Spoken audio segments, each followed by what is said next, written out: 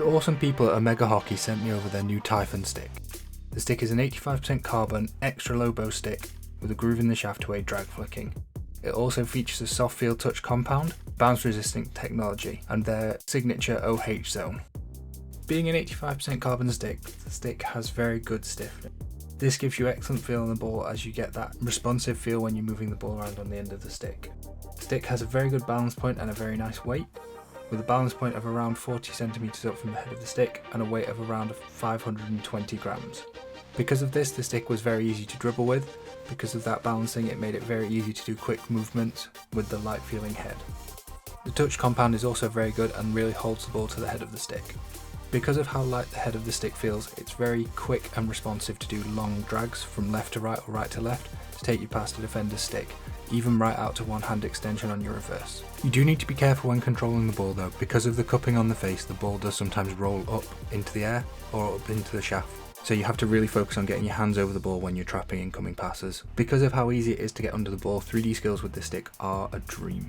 You can lift the ball onto the face of the stick and just dink it over an opponent's stick, or you can throw it 5-6 yards past them to run onto.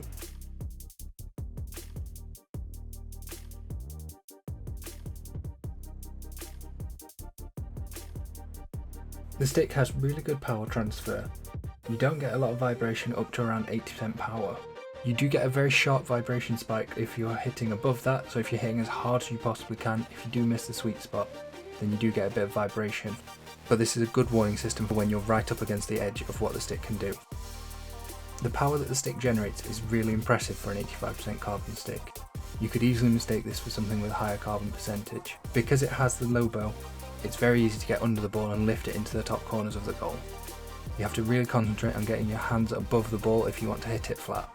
But with a little bit of practice, this is easily done and you can really smash the ball into those bottom corners. The stick has a really good square reverse edge, which makes hitting flat tomahawks very easy. Because of how substantial this is, it's great for hitting low, hard strikes into the bottom corners on reverse. The markings on the stick make it very easy to tell where the sweet spot is for hitting on the reverse edge as well. Because the reverse edge is so square and thick, it can be a little bit tricky to get under the ball and get it to lift. It does take a little bit of practice, and getting control of the height of your shot does take a bit of time to learn how to do consistently. But the stick transfers so much power through this reverse edge when you're hitting.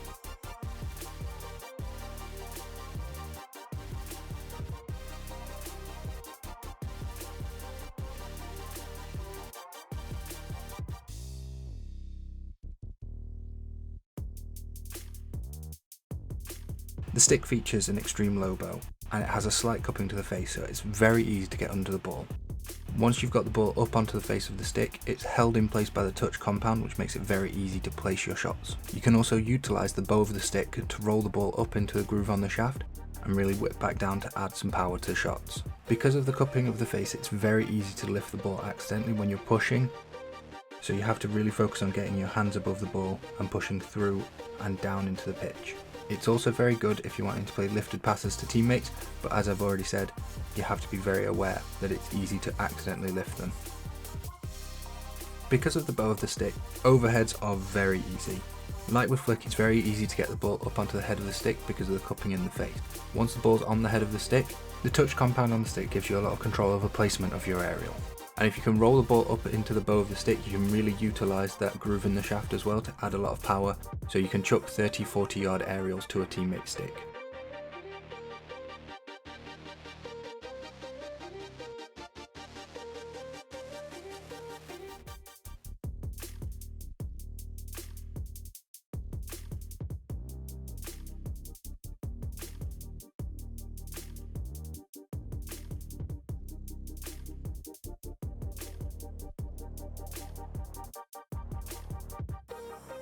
This stick is really designed for drag flicking.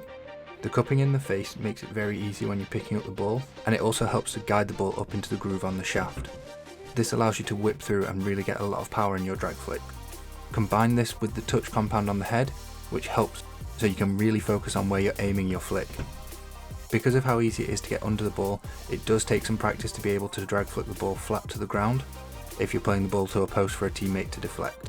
What I found was the easiest way to deal with this was to rotate the stick so the head was facing slightly over the ball when you were flicking, and that kept the ball flat to the ground.